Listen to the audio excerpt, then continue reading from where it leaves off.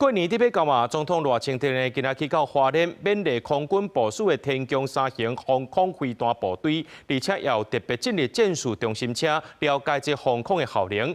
来讲到最近呢，这中共有2个大官号去互习近平处理起来，外界也伫咧关注这台海局势变化。不过，美国的国务卿鲁比奥就表示讲，对台行动是习近平的历史小兵，袂因为其他事件就来改变。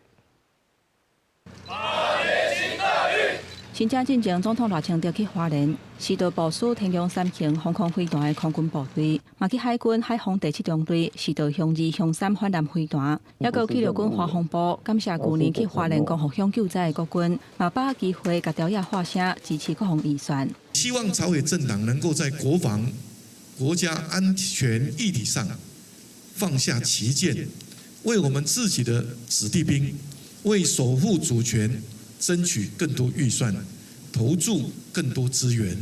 中国继续用武力恐吓，29个执行联合战备警巡，派26架次的中国军机、6架次的中国军舰，甲1架公务船扰乱台湾。美国准官员警示，美国当面临中国各种的威胁，已经甲日本、菲律宾、台湾等等印太东坡合作，共同对抗网络的攻击。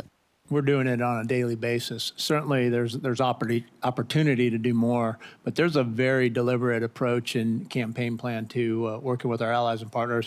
川普提名美军印太司令部副司令罗德接任美国国家安全局甲网络司令部。罗德讲，伊伫印太战区的经验真丰富，对中国有真深的理解。 另外，中共中央军委副主席张又杰甲参谋长刘振立了一个方式透露，引起中国拍台湾可能性的讨论。陆委会副主委刘文杰讲，政府会真尽心。也若美国国务卿罗比奥讲，美国嘛真关注中国军方高层人事调动大洗牌的情形。This is, I think, part of a pattern we've seen over the last few years, which is a purge of leaders in their military. The situation on Taiwan is a G legacy project that he's made very clear that that's what he intends to do, and that's going to be irrespective of anything that happens in the world.